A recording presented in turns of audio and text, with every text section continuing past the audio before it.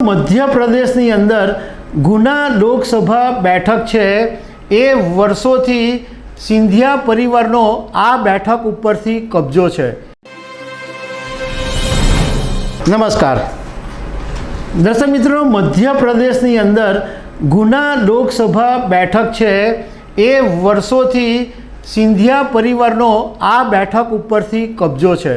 आ बैठक उपर 7 मेना दिवसे मतदान थवानुं छे अने भाजपना केंद्रीय मंत्री ज्योतिरादित्य सिंधिया आ बैठक उपरथी चूंटणी लड़ी रह्या छे।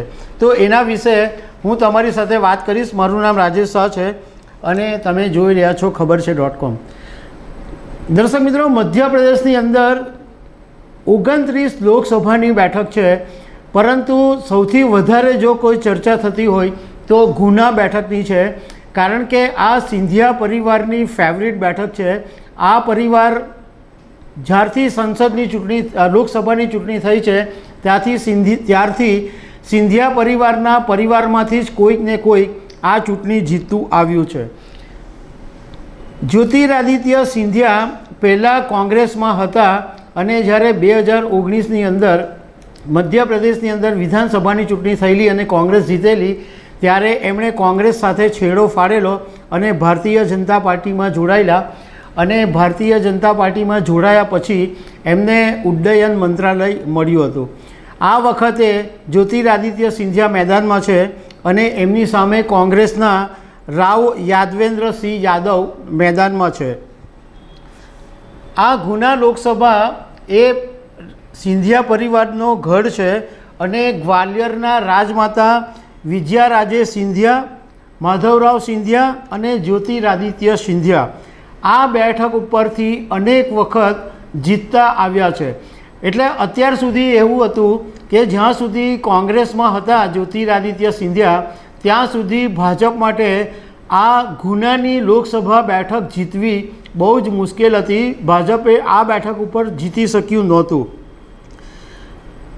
छेल्ली 4 चूंटणीमां सिंधियाने जीत मळी त्यारे तेओ कोंग्रेसमां हता।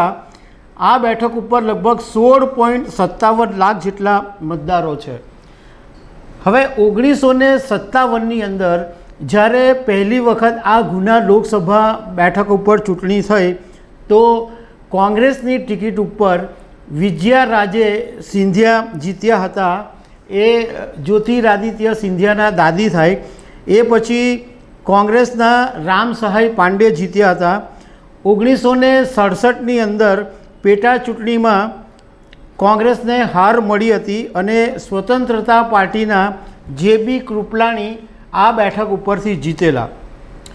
1967 अंदर लोकसभानी चूंटणी में विजयाराजे सिंधिया स्वतंत्रता पार्टी तरफथी लड़्या अने ए बैठक जीतेला था।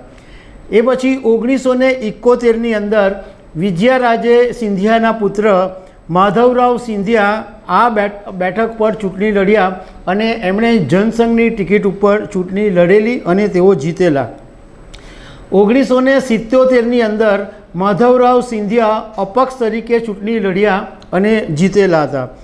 1980 में कोंग्रेसनी टिकीट उपर माधवराव सिंधिया फरी चूंटणी लड़ेला अने जीत्या था अने तेओ सतत 3 वखत आ गुना बैठक उपरथी जीतेला था।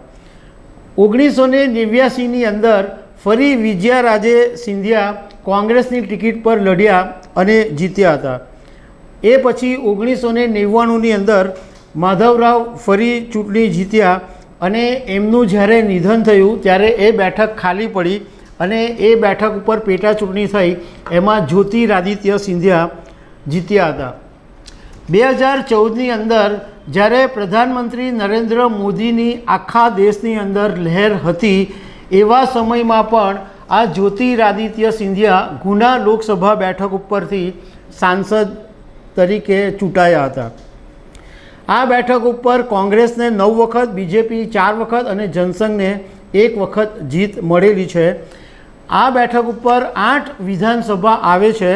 एमां एक शिवपुरी है, एक बमोरी है, एक चंदेरी है, एक पिछोर, गुना, मुंगावली, कोलारस अने अशोकनगर। આમાં 4 જે બેઠકો છે વિધાનસભાની એ ભાજપે જીતેલી છે અને 4 બેઠકો છે એ કોંગ્રેસે જીતેલી છે.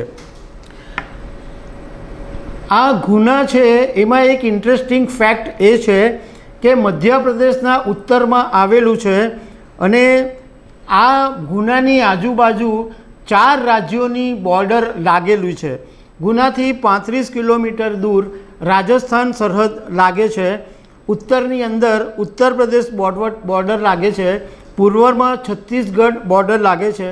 દક્ષિણની અંદર મહારાષ્ટ્ર બોર્ડર લાગે અને પશ્ચિમમાં રાજસ્થાન બોર્ડર લાગે છે. હવે આ ગુના લોકસભા બેઠક ઉપર મતદારોની વાત કરીએ તો હિન્દુ, મુસ્લિમ અને જૈન મતદારો સૌથી વધારે છે અને 72.66% મતદારો ગામડામાં વસે છે અને 23.34% મતદારો શહેરમાં વસે છે. 18.11% જેટલા અનુસૂચિત જાતિના મતદારો છે અને 13.94% અનુસૂચિત જનજાતિના મતદારો છે.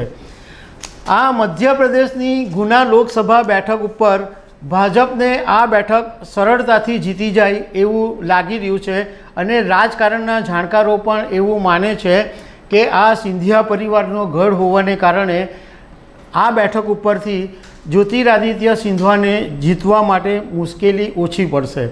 7 મેના દિવસે મતદાન છે અને 4 જૂને પરિણામ આવશે ત્યારે આપણને ખબર પડશે. તો દર્શક મિત્રો, આવી અનેક વાતો સાથે અમે તમને મળતા રહીશું. Thank you very much.